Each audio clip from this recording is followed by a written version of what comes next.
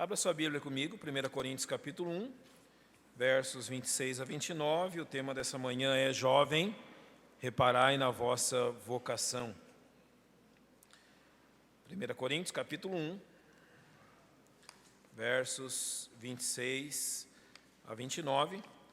Encontrando o texto, coloque-se em pé, por gentileza, em reverência à leitura da palavra de Deus.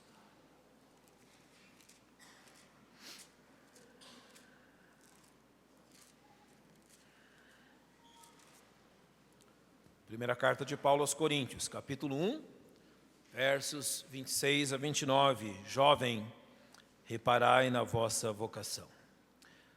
Porque bem vedes, irmãos, a vossa vocação, que não são muitos os sábios segundo a carne, nem muitos os poderosos, nem muitos os nobres que são chamados.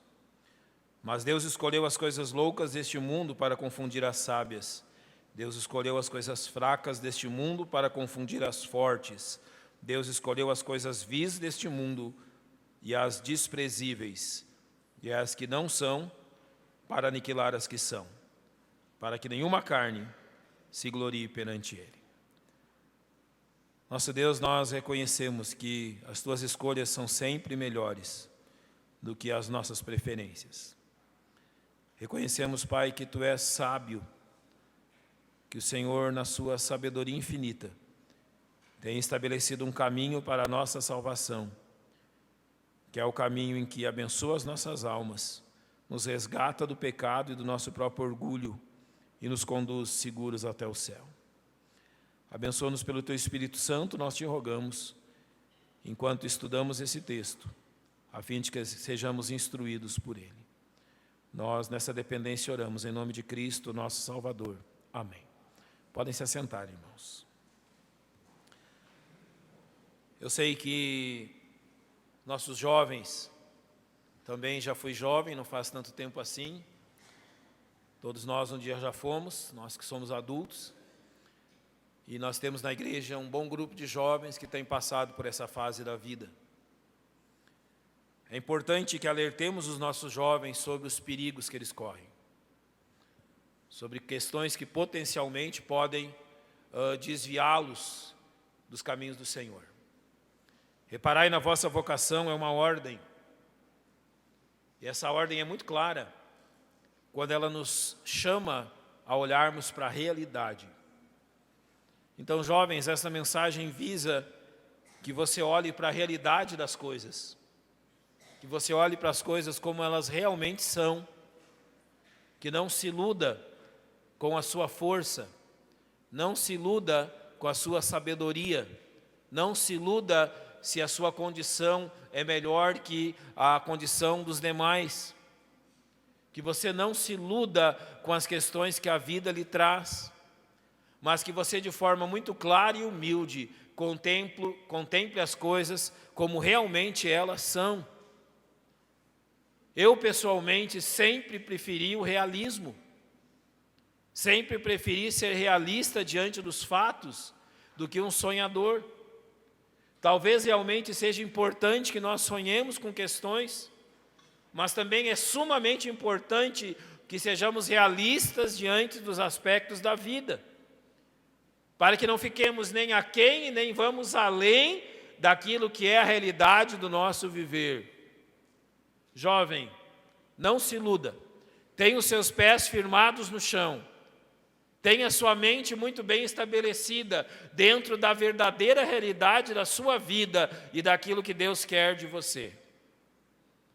A ilusão, o orgulho, pode conduzir a vida de um jovem à destruição, mas a visão clara de quem nós somos e de quem Deus é, conduz as nossas vidas dentro do caminho que Deus deseja. Não estaremos excessivamente eufóricos e não estaremos excessivamente deprimidos. Não permitiremos que a euforia tampe os nossos olhos, nos cegue, e não permitiremos que a depressão transforme tudo em questões sem brilho. Mas quando nós somos realistas quanto às coisas de Deus, nós vemos as coisas exatamente do tamanho que elas são. E nós olhamos para nós mesmos nem pequenos demais, nem grandes demais, mas exatamente do tamanho que Deus quer que nós nos vejamos. Repare então nisso. A expressão reparai na vossa vocação, a palavra vocação especialmente, alude ao convite de Deus para abraçar a salvação em Cristo. Então, vocação está falando da salvação dos crentes.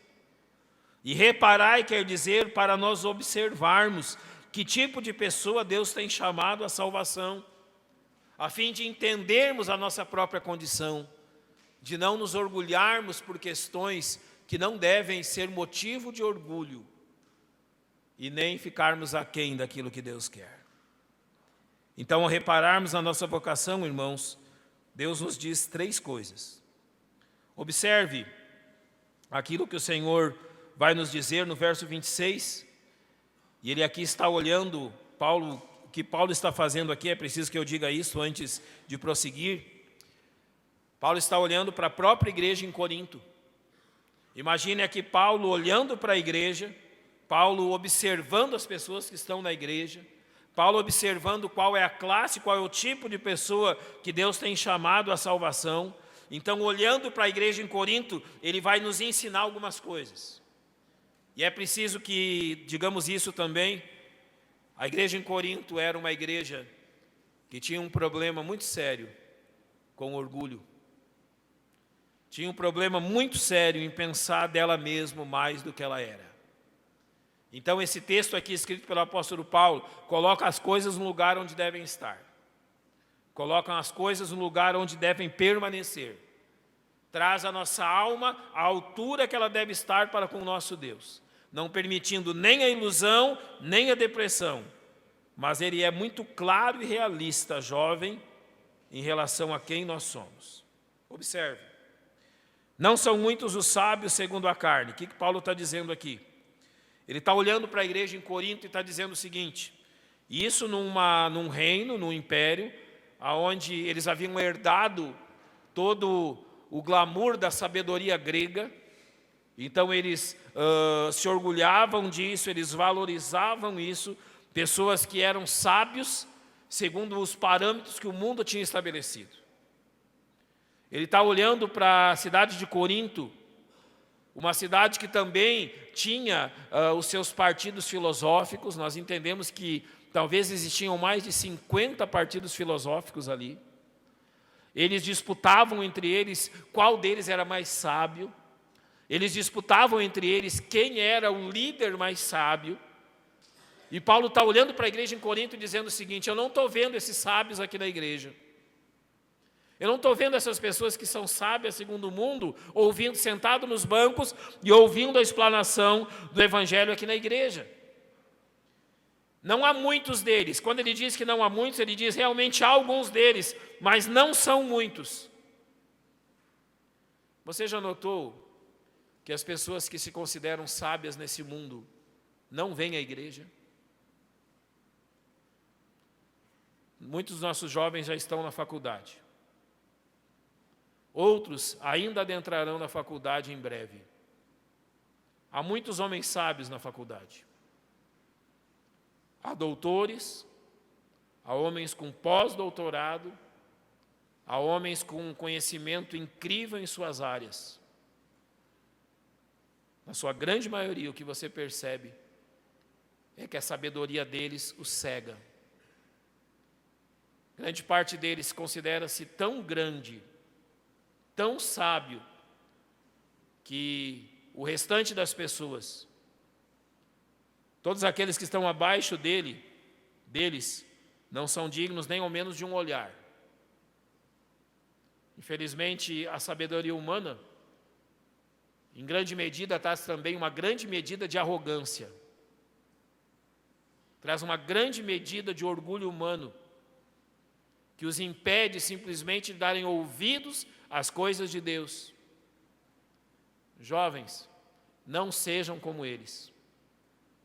Por mais conhecimento que você pode adquirir nesse mundo, por mais sabedoria na sua profissão, no seu trabalho, que você possa adquirir nesse mundo, por maiores títulos que você possa adquirir nesse mundo, Continue sendo quem Deus quer que você seja. Não permita que o orgulho, que a soberba, que a arrogância inunde o seu coração, ao ponto de você esquecer quem você é, e ao ponto de esquecer que tu vieste do pó e ao pó voltará, e que de todas as suas atitudes você precisará dar contas a Deus na eternidade. Não permita que a sabedoria que você adquire nos bancos colegiais ou nas universidades desse mundo encham a tal ponto o seu coração que você esqueça que o caminho da salvação não vem pela sabedoria. Observe bem o que Paulo diz no verso 27. Que Deus escolheu as coisas loucas deste mundo para confundir as coisas sábias. O que Deus está dizendo aqui? Você já imaginou se no céu houvessem apenas homens sábios? Sabe o que aconteceria? Eles entrariam pelos portões celestiais clamando que eles foram salvos porque Deus precisa da sabedoria deles. Eles ainda entrariam pelos portões eternos dizendo que a única razão pela qual estão entrando no céu é que Deus precisa da sabedoria deles. Quando Paulo diz aqui no verso 27 que Deus escolheu as coisas loucas desse mundo, nós precisamos observar qual é a questão mais absurda deste mundo para um homem que se considera sábio. Qual a questão mais absurda desse mundo para um homem que tem a sua mente, o seu coração cheio daquilo que o mundo pode criar? Não há coisa mais louca para um homem sábio do que aquilo que nós chamamos de fé. Sabe qual é o problema? Que nós não temos muitos sábios segundo o mundo na igreja, porque eles consideram que fé é loucura. A mente deles é tão cheia de sabedoria humana que não cabe a fé de Deus. O coração deles é tão inchado de sabedoria humana que não cabe a fé que Deus deu aos seus santos. O coração deles está tão inchado das questões desse mundo que não podem perceber aquilo que Deus fez. Deus escolheu as coisas loucas do mundo para envergonhar os sábios. Efésios capítulo 2, verso 8 diz: porque pela graça sois salvos por meio da fé, e isso não vem de vós, é dom de Deus. Você pode encher a sua mente de sabedoria deste mundo, mas o único jeito de entrar no céu é pela fé. Ninguém entrará no céu por sabedoria humana. Todos aqueles que adentrarão os portões celestiais, Deus fez isso pela fé. Sente-se nos bancos da faculdade. Adquira conhecimento. Seja um bom profissional. Deus deixa muito claro na sua palavra a forma de termos uma vida confortável, de termos recursos para termos aquilo que precisamos. E a forma que a Bíblia estabelece não é acertar numa cena, ou numa loteria, ou ganhar qualquer outra coisa. A forma de riqueza, de bem-estar que a Bíblia estabelece seja prudente, estude, se prepare, seja um bom profissional, ganhe o seu dinheiro e viva para a glória de Deus. Então, olha, se assente nos bancos da faculdade, seja o melhor aluno que você puder ser. Forme-se com louvor. Seja o melhor profissional que você puder ser. Ganhe aquilo que for justo à profissão que você se formou. Mas jamais esqueça que no céu adentram apenas aqueles que creem. Jamais se esqueça disso. Que o orgulho do seu conhecimento não segue os seus olhos para entender que você está entrando no céu por outro motivo, a não ser pela fé em Jesus Cristo. Deus escolheu a fé para envergonhar os sábios, e Ele deixa isso muito claro. Em segundo lugar, no verso 26, não são muitos os poderosos que estão na igreja, Paulo está dizendo. Paulo está olhando para a igreja em Corinto, ele está observando quem são os membros daquela igreja, e ele está reconhecendo que na cidade de Corinto haviam muitos homens poderosos. Corinto era uma cidade portuária, uma cidade de muito comércio, uma cidade onde havia muita riqueza gerada pelos comerciantes que estavam ali. A cidade realmente possuía uma elite de homens poderosos. tanto aqueles que advinham do Império Romano e se mudavam para Corinto, já tendo suas posses, quanto aqueles cidadãos de Corinto que enriqueceram através do comércio. Paulo está olhando para a igreja em Corinto e está perguntando: onde é que estão esses homens? Não é que não havia nenhum deles ali, mas haviam poucos. Mas ele diz que não são muitos os poderosos que assentam ao banco da igreja para ouvir o Evangelho. Não são muitos os poderosos que vêm até aqui para conhecer aquilo que Deus tem dito a respeito da eternidade. No capítulo 2, verso 8, Paulo diz deles: a qual nenhum dos príncipes deste mundo conheceu, porque se o conhecessem, nunca crucificariam ao Senhor da glória. Paulo está dizendo o seguinte: olha, esses homens que são poderosos segundo o mundo, ao invés de usarem o seu poder para conhecer a Deus, o que eles usaram o seu poder foi para rejeitar Deus. E a manifestação maior dessa rejeição está aí na crucificação de Cristo. O Império Romano foi coautor, junto com os judeus, da condenação do Senhor Jesus, condenação esta injusta. A luz veio ao mundo e não reconheceram a luz. Então Paulo está dizendo: olha, não há muitos poderosos aqui na nossa igreja. Não há muitas pessoas que têm o poder desse mundo rendendo-se ao Evangelho. E Paulo vai explicar no verso 27 por que disso. Porque Deus escolheu as coisas fracas deste mundo para confundir as fortes. Você consegue pensar o que de mais fraco pode representar para um homem poderoso nesse mundo? Um homem que tem o poder, os recursos, e infelizmente numa época dessa nós temos que usar um exemplo desses. Nossa república está vendo isso. O que os homens que detêm o poder e o dinheiro fazem, o que os homens que detêm o poder e o dinheiro não têm temor de fazer. Mas a Bíblia está dizendo aqui que tem uma coisa que esses homens consideram extremamente fraco.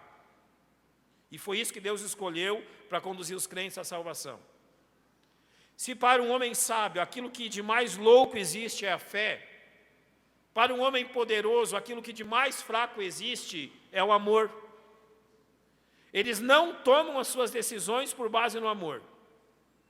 Amor para homens poderosos é uma fraqueza que precisa ser evitada.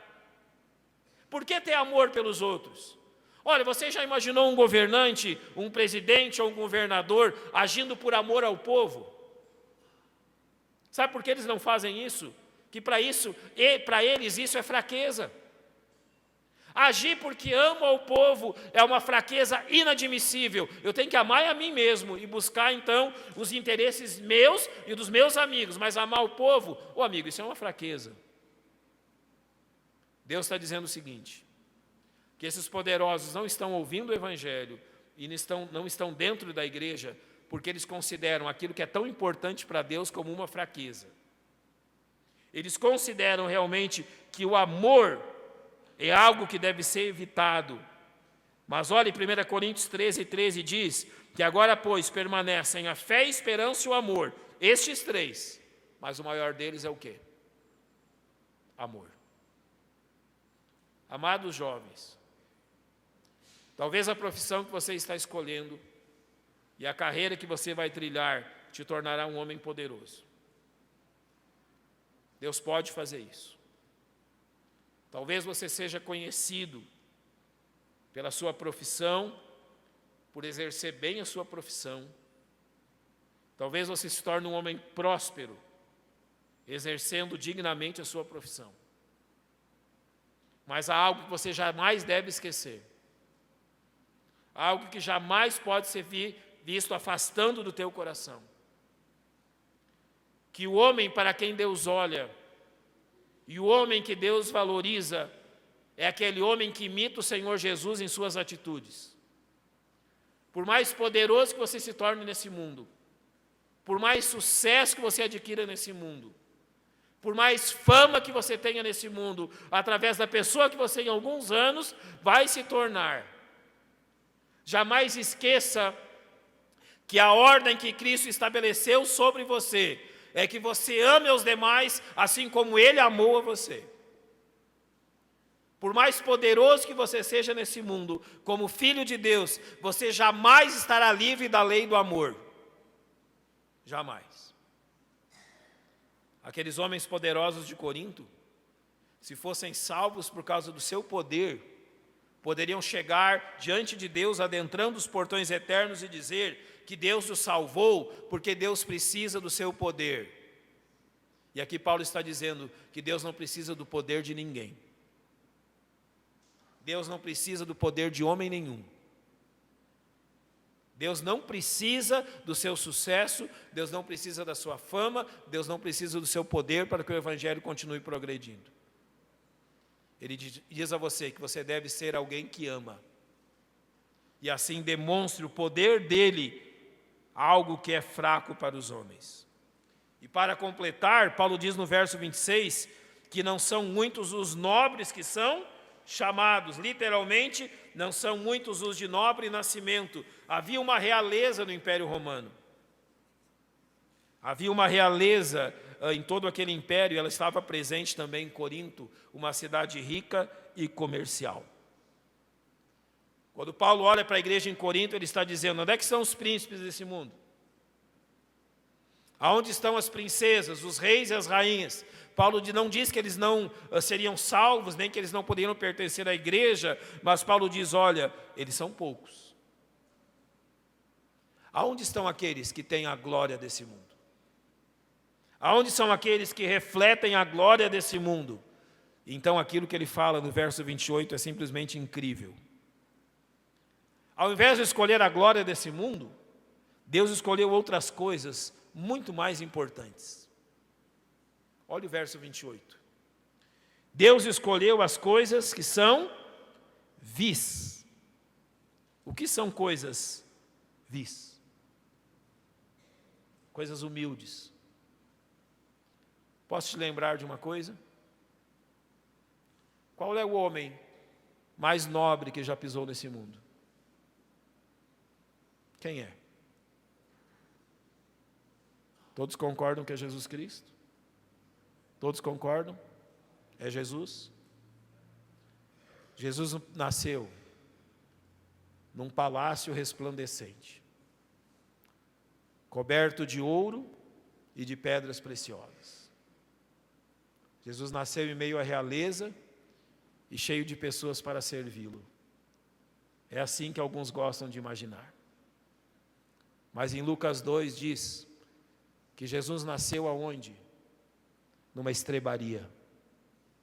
Que ele foi colocado aonde? Numa manjedoura. E que as poucas pessoas que foram contemplar o nascimento do Filho de Deus eram pobres pastores que guardavam os seus rebanhos na vigília da noite. O rei desse mundo nasceu numa estrebaria. Nunca esqueça disso. O rei deste mundo foi colocado num lugar cheirando a animais. Quem já entrou numa estrebaria sabe o cheiro que tem. O Senhor desse mundo, o Criador de todas as coisas, nasceu num lugar rodeado por animais, por pobreza, por humildade. Deus escolheu as coisas humildes desse mundo. Jamais se esqueça disso. Se Deus valorizasse tanto o poder, Jesus teria nascido num palácio. Mas Deus valoriza a humildade, o Salvador nasceu numa manjedoura. Diz ainda que Deus escolheu as coisas desprezíveis. O que são coisas desprezíveis? São aquelas que nós não desejamos, aquilo que nós desprezamos. Literalmente aquilo que o nosso coração não quer. Literalmente aquilo que os nossos olhos não desejam. Literalmente aquilo que não faz bem ao nosso orgulho. Você já leu Isaías 53? Era o mais desprezado entre os homens. Era um homem de quem os outros homens escondiam o rosto.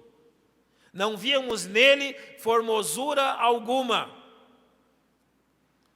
Se você pensa que o Salvador, o Senhor Jesus Cristo, é loiro dos olhos azuis e com a pelezinha branca igual de um bebê, que eles pintam naqueles quadros.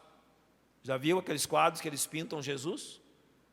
Cabelos longos, loiros, olhos azuis e pele de bebê.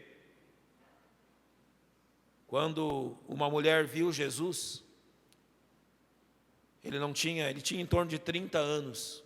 aproximadamente. Eles julgaram os judeus. Não foi uma mulher que viu ele, na realidade, os fariseus. Eles julgaram que ele tinha muito mais do que ele tinha. Que ele era muito mais velho do que realmente ele representava. Jesus é um homem de dores. Um homem que os outros homens desprezaram. Quando Isaías diz que olhamos para ele e não vimos formosura alguma, ele estava dizendo assim, não tinha nada de belo nele. Não tinha nada que nós desejássemos. Um homem desprezado foi o que Deus escolheu. Jamais esqueça disso. Deus escolheu um homem que os outros desprezavam. O maior homem desse mundo foi desprezado pelos demais. Jovens, não busquem a aprovação desse mundo. Não tenham medo que o mundo despreze vocês por serem servos de Cristo. Não busquem a glória desse mundo, ela é vã, é passageira. Não busquem a aprovação desse mundo, vocês não vão ganhar nada com isso. Busquem a aprovação de Deus. Ser desprezado pelos homens é um rótulo daqueles que não são desprezados por Deus. Então não pense que a glória desse mundo é tudo que você precisa. O Rei dos Reis esteve aqui e não buscou glória humana. O Rei dos Reis, o Senhor dos Senhores esteve aqui e foi desprezado. Então o que você espera de você?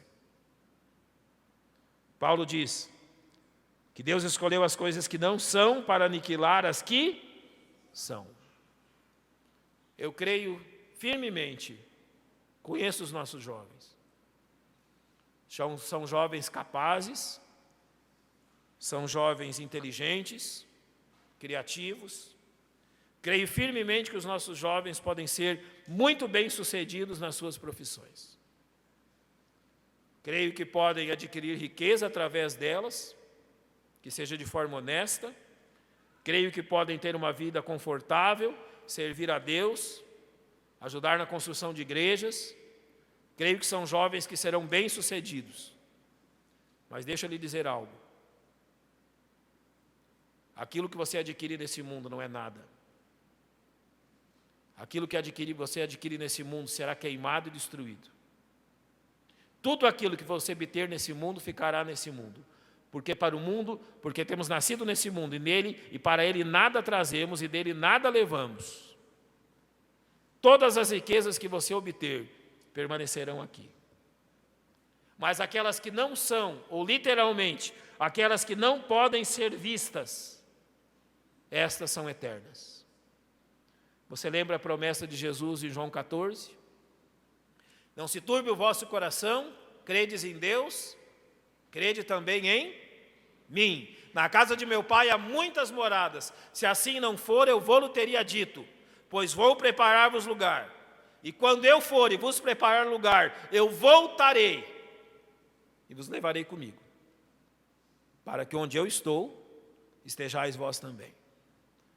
Jovens, a sua pátria não é nesse mundo, ela é no céu. A sua verdadeira casa não está nesse mundo, ela está no céu. Não se glorie naquilo que você obtém nesse mundo, mas glorie-se no fato que Deus deu a você em Cristo um lugar no céu. Essa é a verdadeira glória. Glorie-se nas coisas que não podem ser vistas nesse mundo, mas que podem ser vistas no céu. Então nós podemos concluir. Verso 29 diz, para que nenhuma carne se glorie diante dele. Jovens, jamais abandonem a humildade. Jamais ache que você está tão grande que não precisa mais de Deus. Jamais considere que você cresceu tanto que pode se esquecer de Deus. Deus escolheu a fé, Deus escolheu o amor e a humildade como um caminho da salvação. Jamais esqueça disso. E quando você tiver obtido tudo o que você deseja, tudo que você puder obter, lembre-se daquilo que Isaías diz. Assim diz o Senhor: não se glorie o sábio na sua sabedoria, nem se glorie o forte na sua força, não se glorie o rico nas suas riquezas, Mas o que se gloriar, glorie-se nisto, em me entender e me conhecer, que eu sou o Senhor, que faço beneficência, juízo e justiça da terra, porque destas coisas me agrado, diz o Senhor. Se tem uma coisa que você pode se orgulhar nesse mundo é conhecer a Deus. As outras coisas são passageiras, as outras coisas ficam, mas conhecer a Deus permanece. Então torne-se o melhor aluno que você puder, torne-se o melhor profissional que você puder, mas jamais esqueça de onde você veio e quem é você. Jamais se esqueça de quem é Deus. Jamais se esqueça do que você deve para Deus. Jamais se esqueça que Deus é muito maior que você. Mantenha-se humilde. Glorie-se nas coisas certas. Tenha certeza que a maior glória que um ser humano pode ter é conhecer a Deus. Entenda isso. Então repare bem nisso. Preste atenção nessa mensagem, nisso que Paulo nos deixou, e que ela conduza o seu coração. Que você seja assim muito bem-sucedido, mas um homem bem-sucedido que não esquece de Deus. Vamos fechar os nossos olhos, vamos orar.